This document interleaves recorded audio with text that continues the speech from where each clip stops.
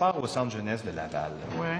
Quand vous voyez qu'à répétition, il y a des jeunes filles qui disparaissent de cette façon-là, est-ce qu'il n'y a pas moyen ou est-ce qu'il n'y a pas lieu de demander est-ce qu'il y a une vérification immédiate sur ce centre-là? Peut-être qu'on ne trouvera rien qui cloche, mais quand on voit qu'à répétition, ça se produit, est-ce que votre réflexe, c'est pas de dire voyons s'il n'y a pas un problème avec ce centre-là?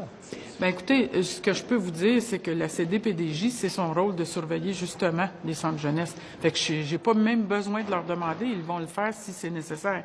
Mais ce que je vous dis, c'est que je vous dis, ben, je viens de leur parler, là. Je pense que je suis quand même pas un irresponsable, là. Vous le savez, vous me connaissez. Je viens de leur parler, j'ai demandé un état de situation et je sais qu'ils resserrent les règles dans le centre jeunesse.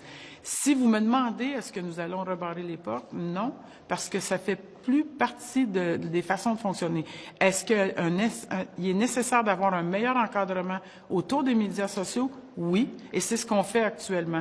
Je vous le dis, là, les intervenants au centre de jeunesse, là, trouvent pas ça plus drôle que les parents, là, parce que les jeunes qui sont là leur sont confiés, ils ont à cœur ce qui se passe avec ces jeunes-là. C'est vraiment pas agréable. Manifestement, il y a un réseau qui s'est infiltré au centre jeunesse de Laval et la police est sur le coup. On est en train de travailler là-dessus.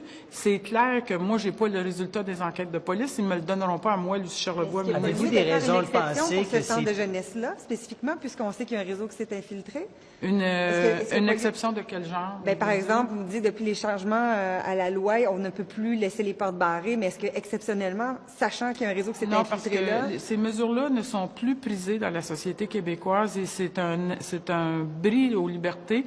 Et je vous dirais que, malheureusement, il faut resserrer davantage la vigilance des intervenants avec les jeunes plutôt que de barrer les portes. Parce qu'il y a plusieurs jeunes qui sortent, qui vont faire de l'intégration dans la société et ça leur réussit très bien.